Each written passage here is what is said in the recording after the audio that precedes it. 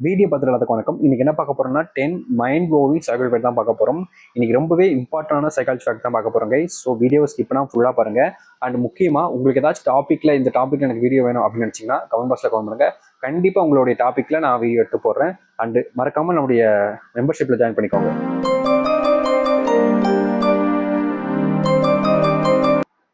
ஒரு ஆணும் ஒரு பெண்ணும் காதலிக்கும் போது ஒருவரை ஒருவர் புரிந்து கொண்டார்கள் என்றால் நிச்சயம் அவர்களுக்கு பிரிவு என்பது இருக்காது.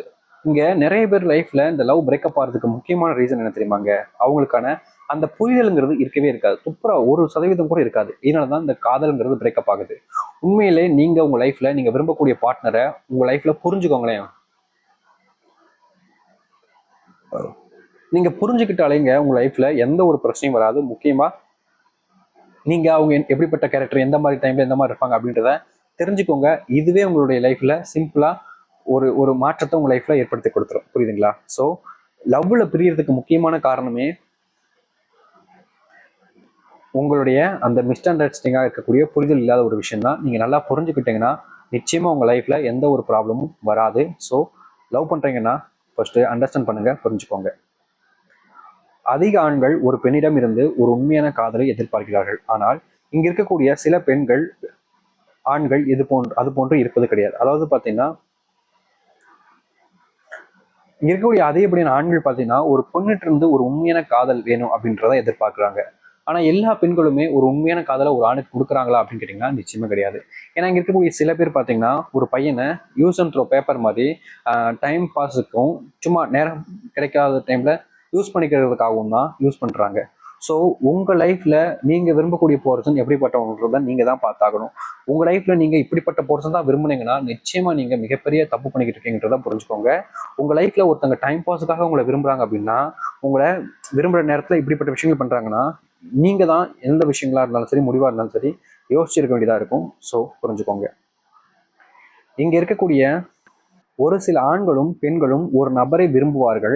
அவர்கள் விரும்பி கொண்டிருக்கும் போது அந்த ஆணை விடவும் அந்த பெண்ணை விடவும் சிறந்த ஒரு நபர் வரும்போது இவர்களை விட்டு சென்று விடுவார்கள். அதாவது பாத்தீங்கன்னா இங்க இருக்கக்கூடிய ஒருத்தங்க 2 பேர் இல்லைங்க, பல பேர் எப்படின்னா ஒருத்தங்களை விரும்பிக்கிட்டு தான் இருப்பாங்க. இதை விட ஒரு பெட்டரான ஒரு பர்சன் அப்படின்றது பாத்தீங்கன்னா எப்படின்னு சொல்றதுன்னா உங்களுக்கு இவங்களோட அழகா இருக்கலாம், இல்ல பணம் சம்மந்தப்பட்ட விஷயங்கள கூட இருக்கலாம், இல்ல நல்ல ஜாப்ல இருக்கலாம், இல்ல நல்ல சொத்து இருக்கலாம், இல்லைன்னா அவங்களுடைய ஏத்த மாதிரி ஜோடி பொருத்தம் இருக்கலாம்.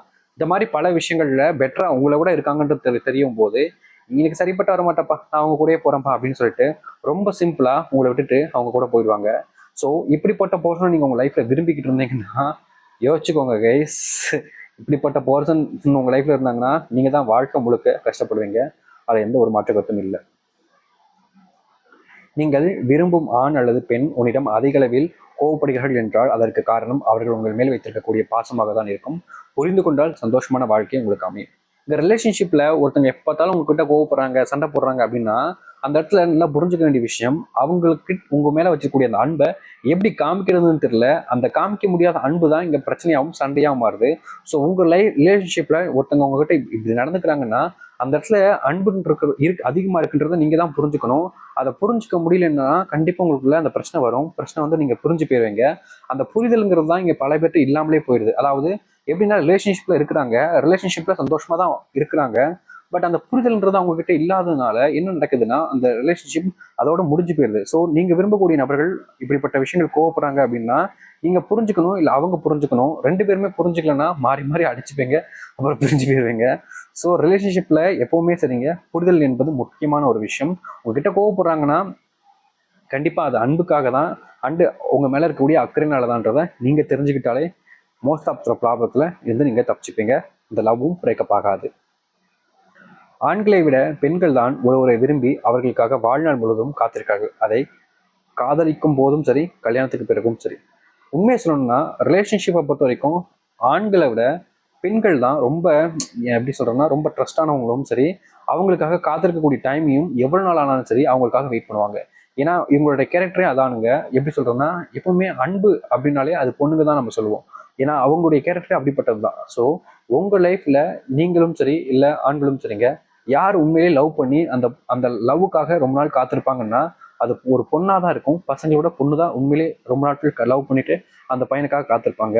ஸோ உங்கள் ரிலேஷன்ஷிப்பில் நீங்கள் விரும்புகிற பொண்ணு உங்களோட தேடி வருவாங்க தாட் இருந்துச்சுன்னா நீங்களே அவங்ககிட்ட போய் ஒரு டைம் பேசுங்க, நிச்சயமாக அந்த ப்ராப்ளம் சால்வ் ஆகிடும்.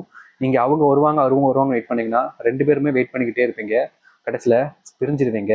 ஸோ ரிலேஷன்ஷிப்பில் ஹாப்பியாக வாழணும், அந்த பிரிவுலேருந்து தப்பிச்சிடணும் அப்படின்னு நினச்சிங்கன்னா தயவு செஞ்சு ஒருத்தரை விட்டு கொடுத்து அந்த இடத்துல போய் பேசுங்க, எல்லாமே சரியாயிடும். ஒரு நாள் தாங்க உங்களுடைய வாழ்க்கையே மாற்றிடும். ஸோ ட்ரை பண்ணி பாருங்கள். ஸோ இந்த ஒரு வீடியோ அவ்வளோதான், உங்களுக்கு பிடிச்சிருக்குன்னு நினைக்கிறேன். கண்டிப்பாக இந்த ஒரு வீடியோ பிடிச்சிருந்தா லைக் பண்ணுங்கள், ஷேர் பண்ணுங்கள், உங்கள் ஃப்ரெண்ட்ஸ் அண்ட் ஃபேமிலிக்கு ஷேர் பண்ணி விடுங்க. இதே மாதிரி வேலை பார்க்குறதுக்கும் சீதரா, பை பாய்.